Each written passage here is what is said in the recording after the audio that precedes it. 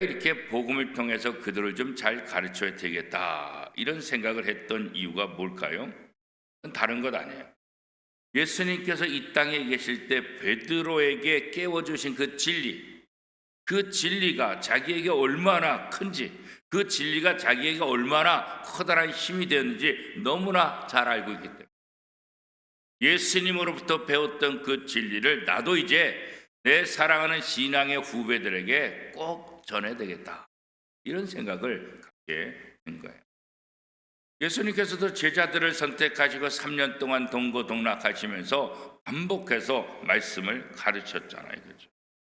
예수님이 승천하신 후에 베드로를 비롯한 제자들 누구보다도 예수님께서 가르쳐 주신 그 말씀을 기억하고 그 말씀을 실천하는 삶을 살았죠.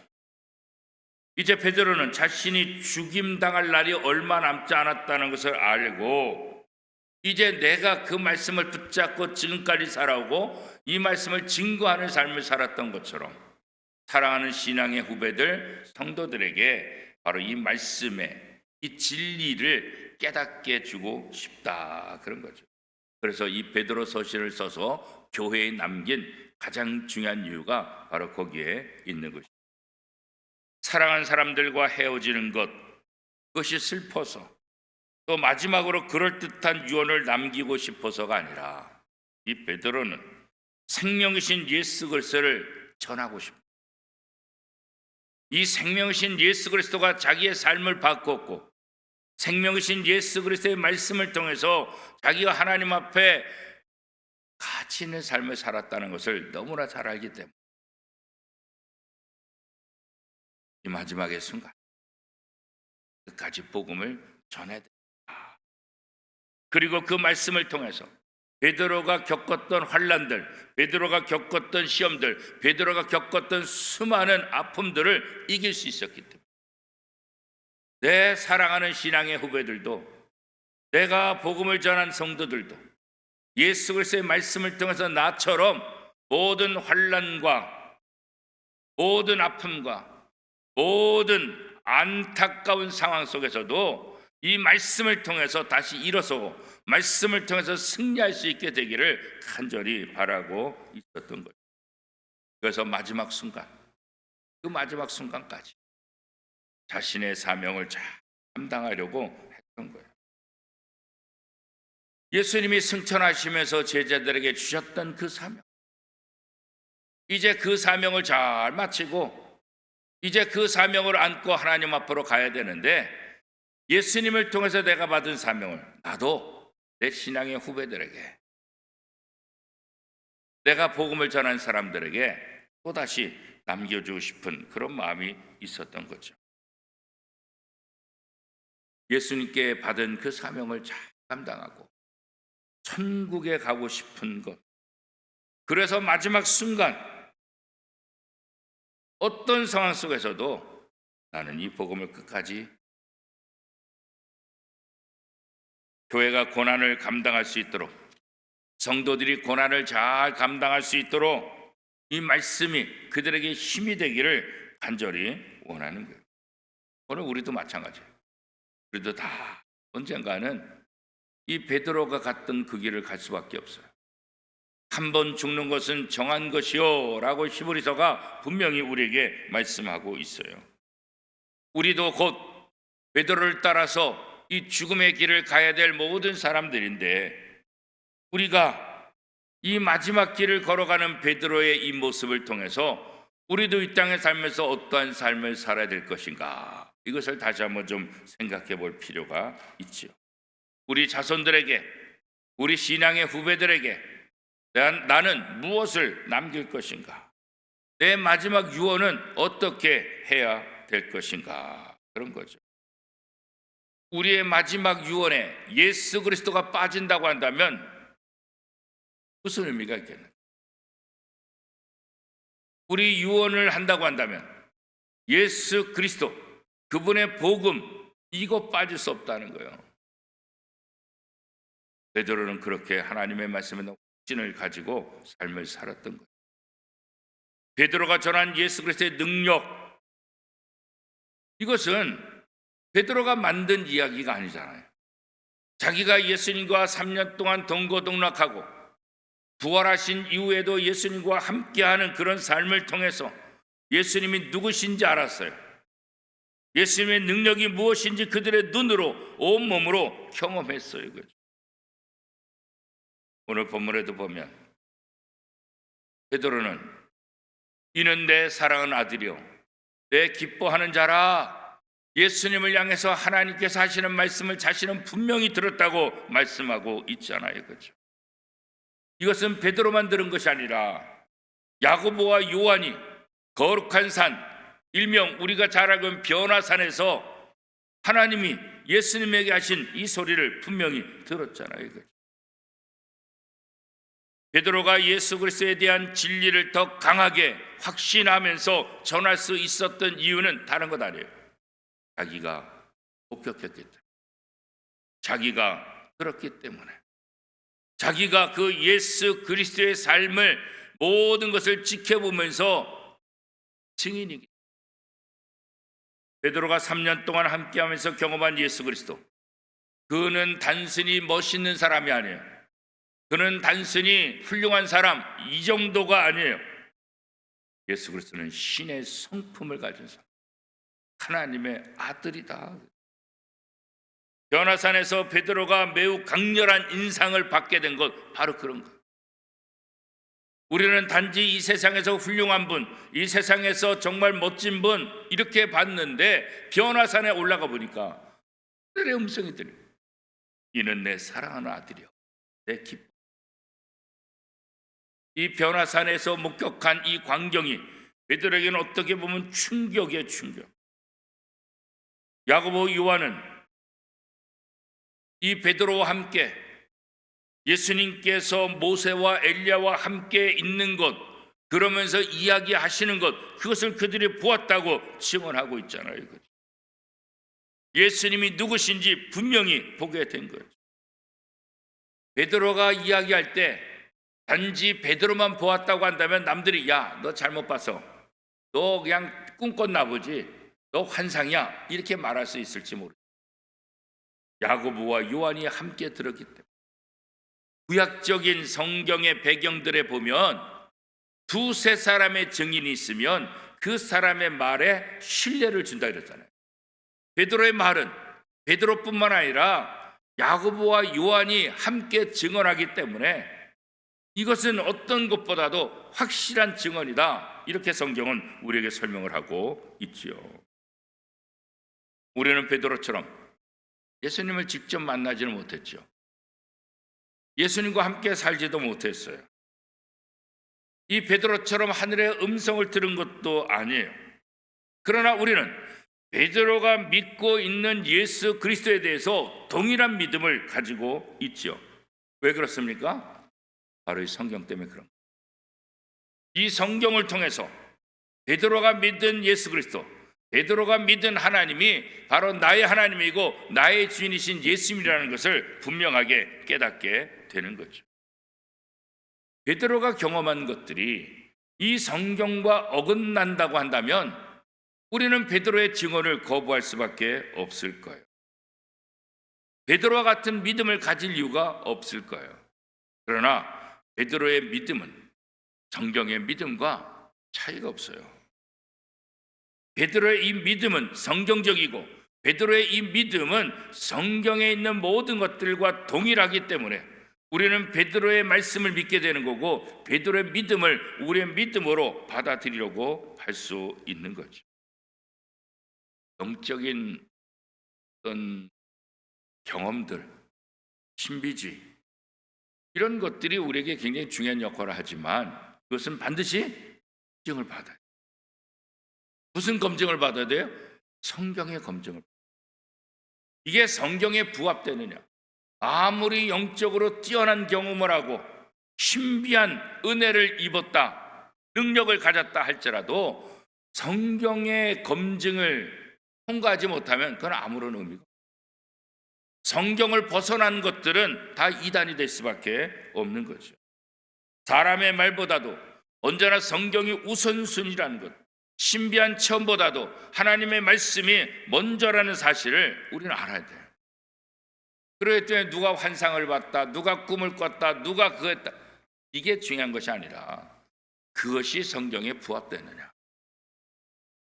우리는 언제나 우리의 기준은 말씀이 되어야 되는 거예요. 근데 왜 이단들이 생기고 이단들의 사람이 빠지냐? 말씀이 기준이 아니라 자꾸 자기의 경험을 얘기하니까. 그래서 우리의 경험을 얘기하는 것은 굉장히 중요하지만 또 위험할 수 있는 거예요. 언제나 성경에 위배되지 않는지 이거 확인하고 해야지, 성경하고 다른 얘기를 하면 그 경험이 오히려 자신의 신앙을 망가뜨릴 가능성이 많이 있다는 거예요. 베드로는 자신이 경험한 것 있지만 자신이 경험한 것보다 더 확실한 하나님의 말씀, 오늘 이 성경이 있다고 우리에게 말씀하고 있잖아요. 이 성경은 하나님의 뜻으로 낸 것이라고, 성령의 감동으로 받아 말한 것이라고 말씀하고 있잖아요. 그렇죠?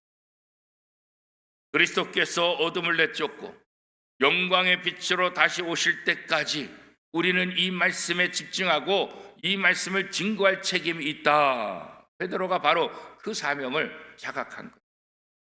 내가 예수님과 함께 동거 생활, 3년 동안 동거 동행했고 예수 그리스도의 십자가와 예수 그리스도의 부활을 경험한 사람, 제자 중에서도 수제자이기 때문에 나를 통해서 이 예수 그리스도에 대한 증언이 되지 않으면 안 되겠다. 그런 어떤 사명이 자기 속에 있게 된 거죠.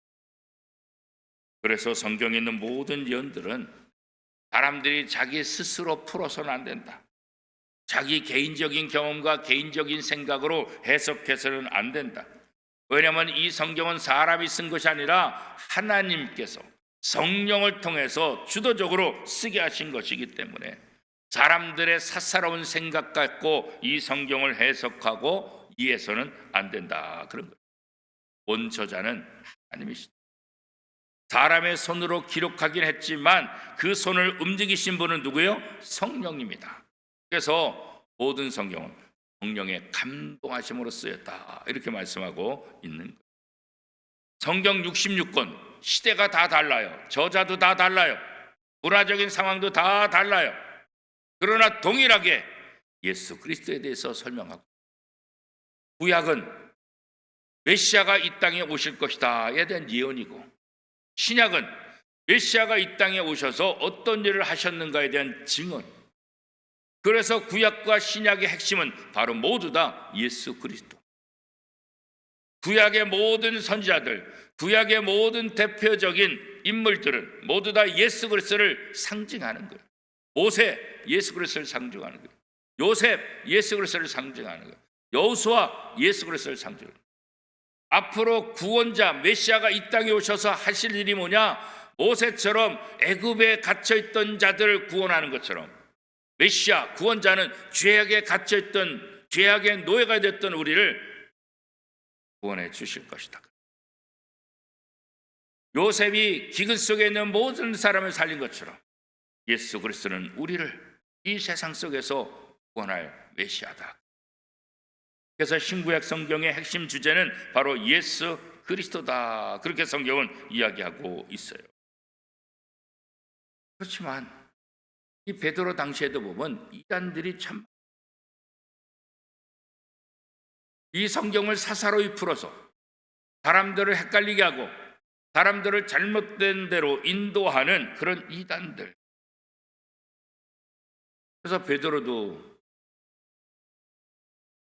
뿐만 아니라 많은 사도들도, 그 다음에 속사도라고 불리는 사람들, 이 속사도라는 말은 사도들로부터 가르침을 받은 제자들, 그러니까 사도들의 제자들을 교회사에서는 속사도다 그렇게 또 얘기하죠. 그 다음에 교부들, 이 교부라는 말은 교회의 아버지로 불려진 사람.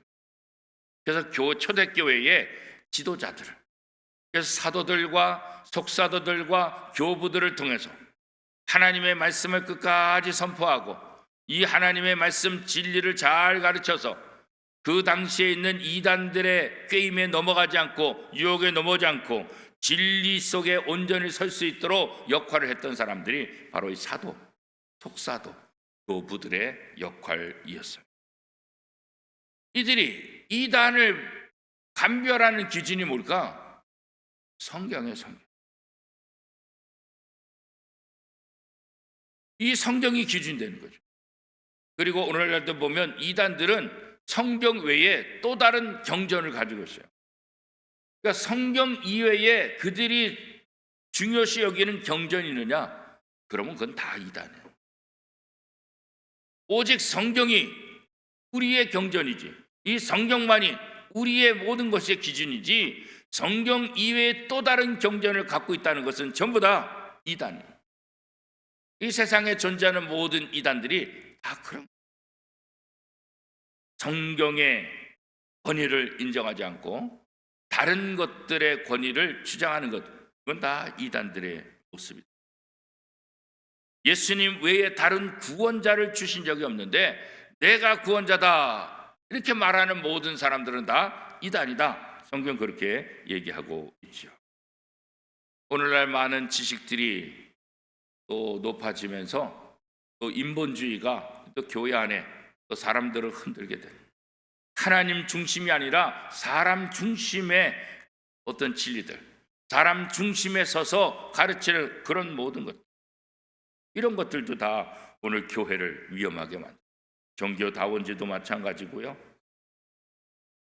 반성경적인 그런 가르침이 곳곳에서 나타나는 것도 우리가 보게 됩니다. 특별히 우리가 살고 있는 이 부천에는 이단들이,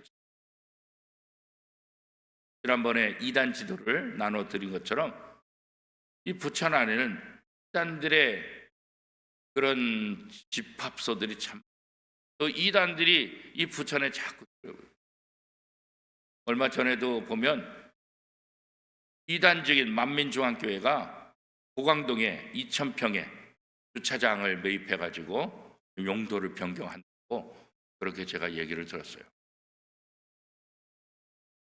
지난번에도 몰몬교가 땅을 매입하고 건축할 때 교회에서 서명을 해가지고 그것을 막았는데, 이게 결국은 그 몰몬교가 있어요. 망교회 옆에 지어. 그러니까 세상에서는 이단이냐 아니냐 여기에 관심이 있는 게 아니에요. 또 법적으로 하자 없으면 그냥 내줄 수밖에 없어요.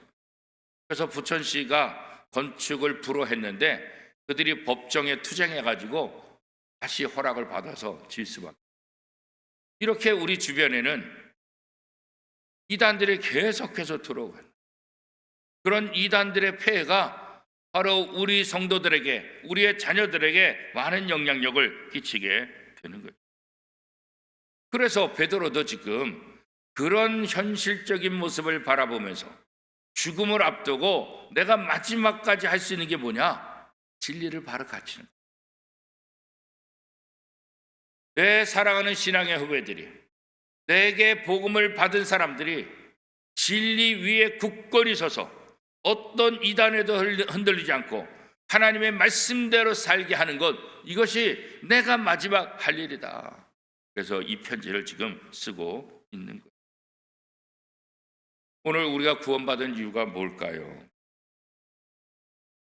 물론 허물과 죄로 죽었던 우리가 그 죄로부터 해방되는 것, 예수 그리스도를 나의 구세주로 고백하는 거죠. 우리가 확신반 2과 마무리하면서 늘 배웠던 말씀 여러분 기억나십니까? 확신반 2가를 마무리하면서 저는 여러분들에게 같은 말씀을 반복해서 말씀을 드렸어요. 하나님의 구원에는 구원 그 자체의 목적이 있는 것이 아니라 또 다른 부르심이 포함되어 있다. 에베소서 4장 1절 말씀에 보면, 그러므로 주 안에 갇힌 내가 너희를 권하노니 너희가 부르심을 받은 일에 합당하게 행하라. 하나님이 우리를 구원으로 부르신 것은 구원 그 자체로 끝나는 것이 아니라 또 다른 사명이 있는데, 그것이 뭐예요? 부르심에 합당한 일을 행하게 하게 합니다. 부르심에 합당한, 우리를 구원하신 그 주님이 왜 나를 부르셨는지 그 목적을 알고 그 목적에 부합하는 삶을 살아야 된다. 우리를 부르실 때는 구원 그 자체에 큰 목적이 있지만 예수님께서 구원으로 끝나는 것이 아니라 우리에게 또 다른 목적이 있는데 그것은 뭐냐? 우리를 사역으로 부르시고 우리의 사역을 통해서 그리스도의 몸된 교회를 세우는 또 다른 목적이 우리를 부르신 중요한 목적이다. 이과에서 제가 여러분들에게 그렇게 말씀을 가르쳤어요. 이 사역의 부르심, 이것을 오늘 우리는 사명이다. 베드로가 사명을 감당했던 것처럼 오늘 구원의 부르심을 받은 모든 사람들에게 이 사명이 있다는 거예요. 베드로의 삶은 마지막 순간까지 내가 이 복음을 전하겠다. 그게 베드로의 사명이에요. 자신이 체험한 예수 그리스도, 성경이 말하는 예수 그리스도를 전하는 것, 이것이 자신의 사명이다. 오늘 저와 여러분의 사명은 무엇입니까? 사도 베드로가 죽음을 앞두고 복음을 전하고 싶어 했던 것처럼 하나님이 우리를 부른 순간까지 우리도 이 복음을 증거하는 삶을, 내가 말로 전하든지 내가 삶으로 전하든지 유언으로 하든지 무엇을 하든지 우리도 베드로처럼 내 삶의 마지막 순간까지 이 복음을 증거하는 것, 이것이 바로 우리의 진짜 사명이라는 거예요. 우리가 직장이 있고 우리가 할 일이 있고 우리의 다양한 직업과 다양한 일들이 있지만 그 모든 것들을 통해서 우리가 진짜 해야 될 일은 뭐냐? 바로 복음을 전하는 것. 이것이 우리의 사명, 이것이 교회 사명이죠. 2024년 후반전을 시작하면서 다시 한번 하나님이 나를 부르신 그 구원의 목적은 뭘까? 단순히 나를 천국 가게 하는 것, 여기에 머무르는 것이 아니라 나를 통해서 또 다른 사람들에게 이 복음을 전하는 사명이 내게 있다. 이것을 다시 한번 깨닫고 2024년 후반전에는 이 사명을 나의 사명으로 깨닫고 이 사명을 잘 감당하는 저와 여러분의 삶이 될 수 있기를 축복합니다.